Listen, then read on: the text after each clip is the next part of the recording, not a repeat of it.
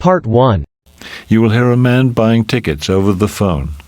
First, you have some time to look at questions 1 to 5 on page 352.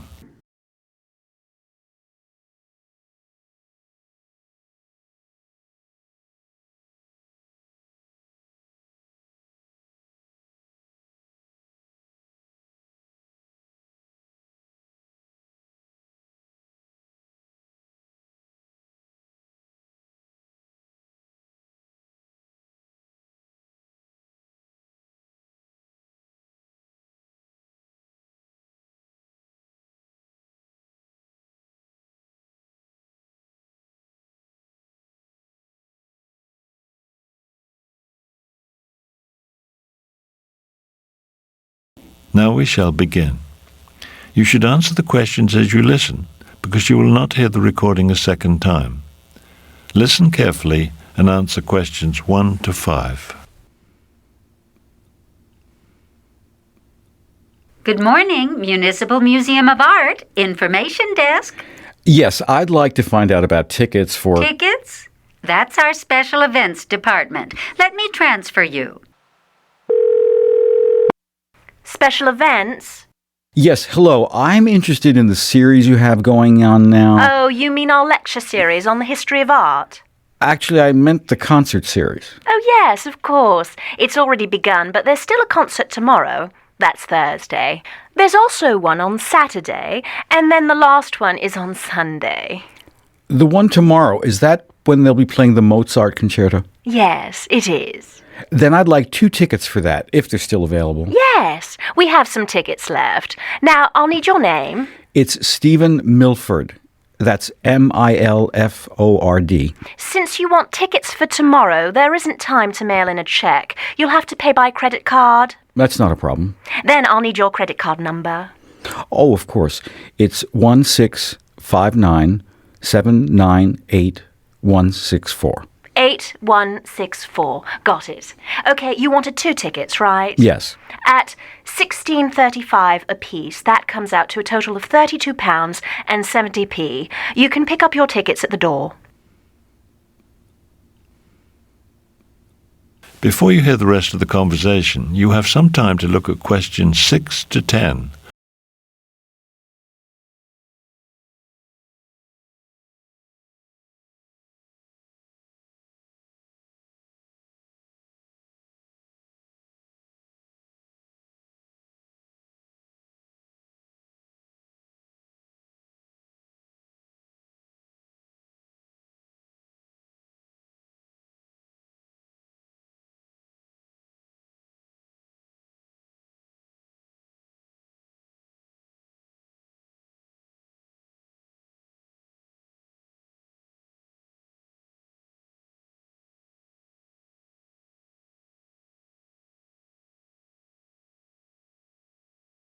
Now listen carefully and answer questions 6 to 10. Fine. Could you tell me how to get there? We're coming by train. Certainly, it's very easy. When you get out of the train station, you'll see the library right across the street. Just walk down to the corner. Do I go right or left out of the train station? Oh, sorry.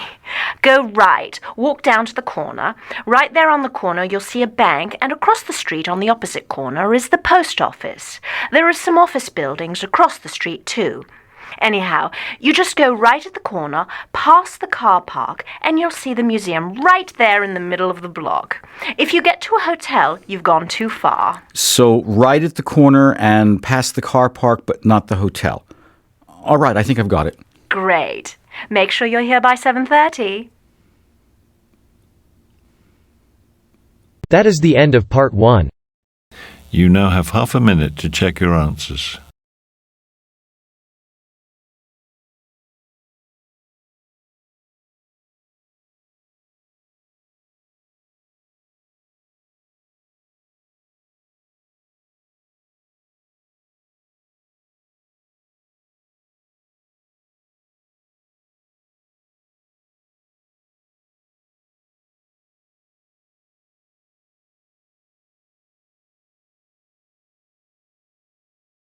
Now turn to Part 2.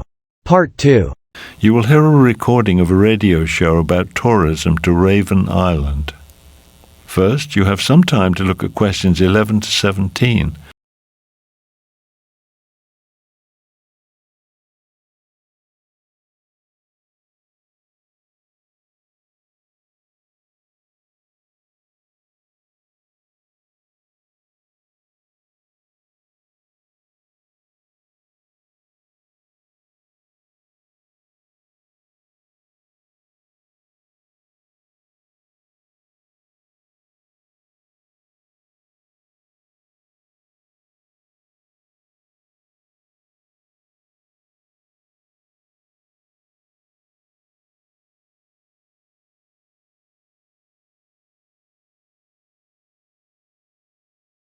Now listen carefully and answer questions 11 to 17.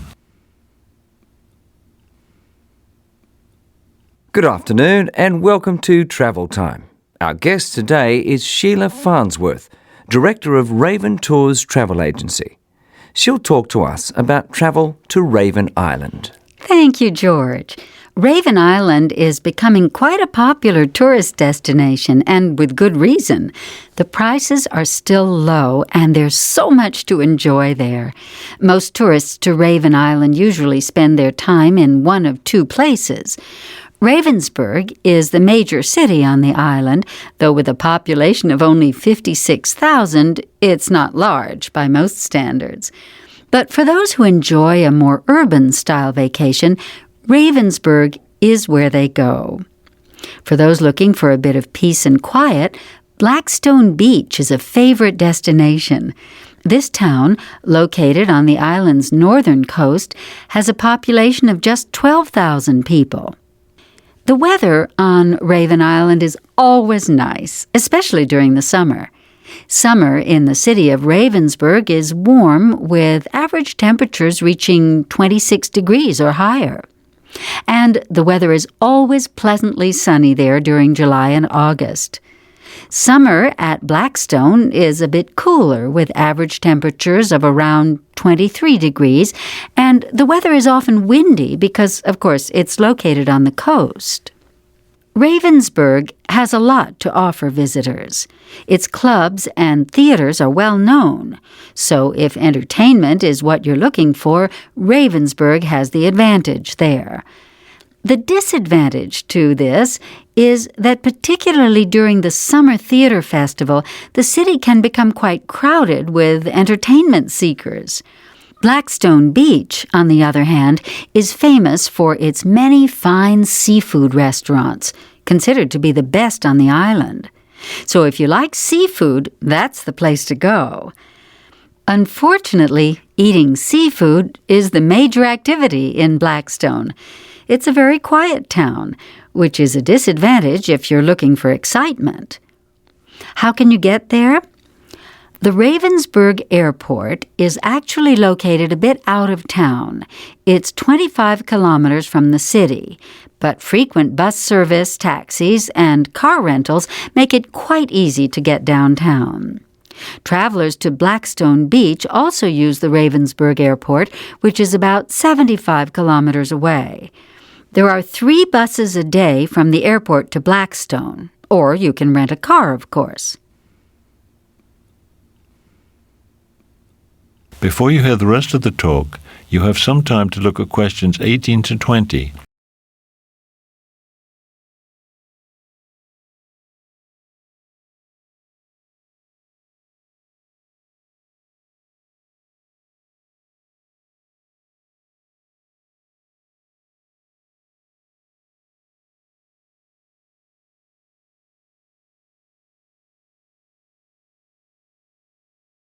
Now listen carefully and answer questions 18 to 20. Because of the low prices on Raven Island, many tourists travel there with shopping on their minds. What are some of the best bargains available on the island? Well, contrary to what one might think, native handicrafts are not a popular item. And although Raven Island has a beautiful musical tradition, there are not many CDs available of the native music. and the ones that are available are quite expensive. Some very good deals can be found, however, in the perfume shops. Raven Island Scents, a local factory, produces several fashionable perfumes, which they sell at reasonable prices. Jewelry is also popular among tourists, and jewelry shops abound. Since fishing is the major island industry, no tourist goes home without a package of smoked fish. If you want to try fishing yourself, however, be sure to bring your own fishing gear. Believe it or not, it's difficult and expensive for tourists to buy it on the island. That is the end of part 2. You now have half a minute to check your answers.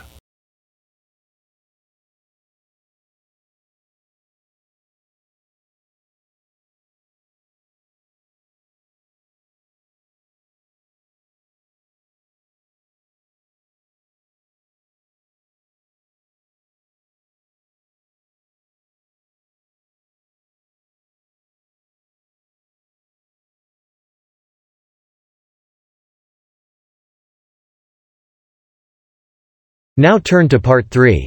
Part 3. You will hear two students talking about a class project.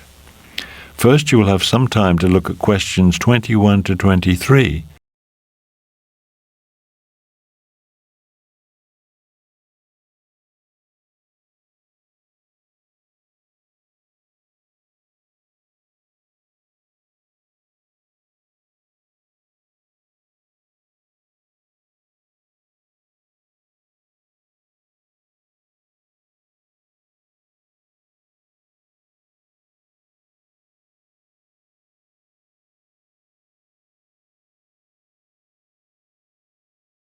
Now listen carefully and answer questions 21 to 23. Hi, Janet. Harry, what's up? You know that research project we have to do for Professor Farley's class? Have you started it yet? Started it? I'm almost done. Really? I'm having trouble. You think you could help me? You're going to need a lot of help. It's due next Thursday. I know. And it counts for 40% of our final semester grade. I know, so I could really use your help. So what topic did you choose? I did my research about people's TV watching habits. You mean which programs they watch? Yeah, and how often they watch. It was really interesting. Before you hear the rest of the conversation, you have some time to look at questions 24 to 30. Now listen carefully and answer questions 24 to 30. So how'd you get started? Well, after I decided my topic, I went to the library and did some research. I read about other studies people had done about TV watching. How did that help you? Oh, it was really important. It gave me lots of ideas about what questions to ask. So after I did the library research, I chose my research method. What did you choose? Well, I could do either interviews or just send around a paper questionnaire. I decided to use the questionnaire because I could get information from a lot more people that way. And then what? I made up the questions for the questionnaire. And who did you give it to? Well, that's what I had to do next. Choose my subjects. You have to think about if you want data from people of a certain age or certain professions and things like that. I decided to ask people like myself, university students. So then you just went around and asked people the questions? Well, first I had to submit my research design to Professor Farley. He had to make sure it was okay before I went ahead with the research. Did he make you change anything? No, he pretty much liked it the way it was. So then I had to send out the questionnaire. I just put it in all the students' mailboxes. A lot of them responded. I got a lot of results. Pages and pages. Well, what did you do with all that information? Well, I did what Professor Farley told us to do. I made charts and graphs. That helped me figure out what all the data meant. Charts and graphs, huh? I'll have to look at my class notes. Yes, you'd better. The professor outlined the whole process for us. So then you'll just hand in those charts and graphs on Thursday? Well, I'll have to write a report too, of course. I mean, the professor wants to see our interpretation of the results. That's the whole point, don't you see? Yeah, I guess. If I get started now, do you think I'll finish on time? Maybe, if you don't have anything else to do this week. That is the end of part 3. You now have half a minute to check your answers.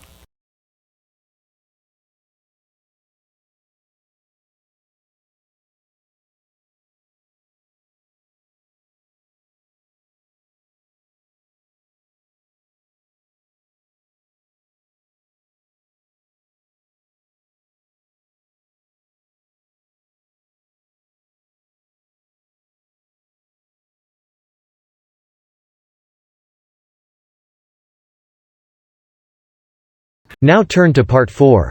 Part 4. You'll hear a professor giving a lecture on the American crow. First, you have some time to look at questions 31 to 40.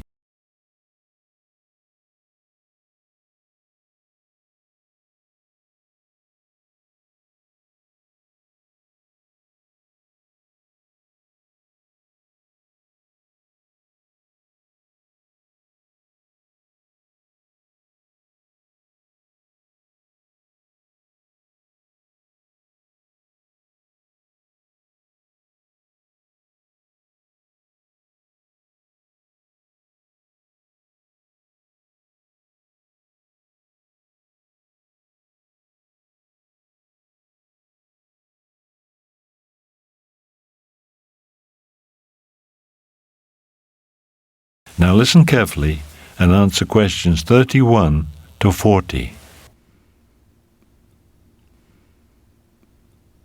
Today I'll talk about the American crow, also known as the common crow. This bird has a bad reputation, and many people consider it to be a pest.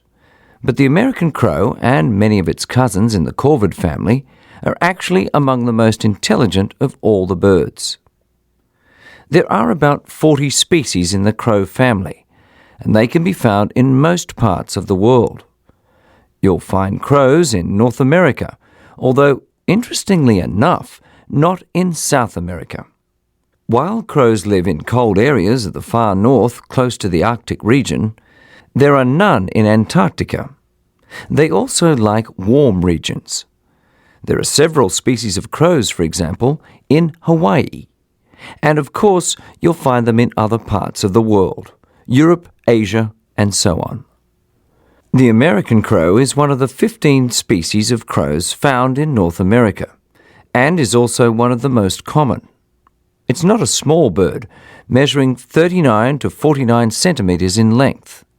Unlike some of its cousins, the magpie, for example, which is black and white, or the blue jay, which is blue with white and black markings, the American crow is completely black, including the beak and feet.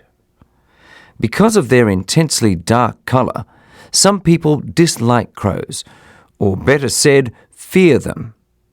Another reason people dislike crows is because they associate these birds with garbage. Crows love garbage and are often seen hanging around dumpsters behind restaurants and grocery stores.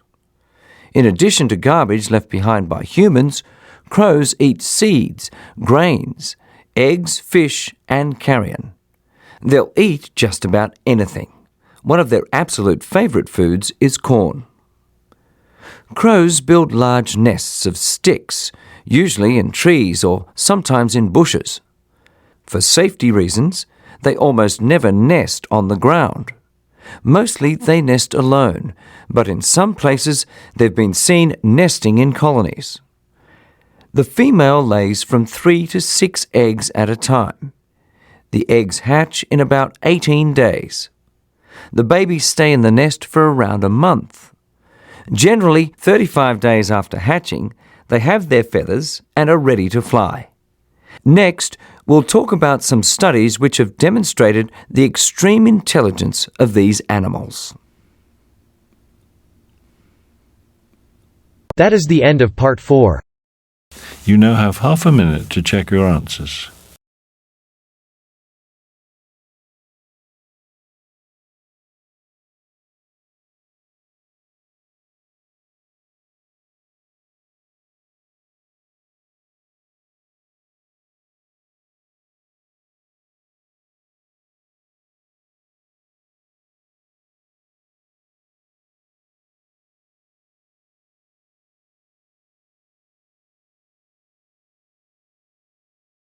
You will now have 10 minutes to transfer your answers to the listening answer sheet. That is the end of listening test.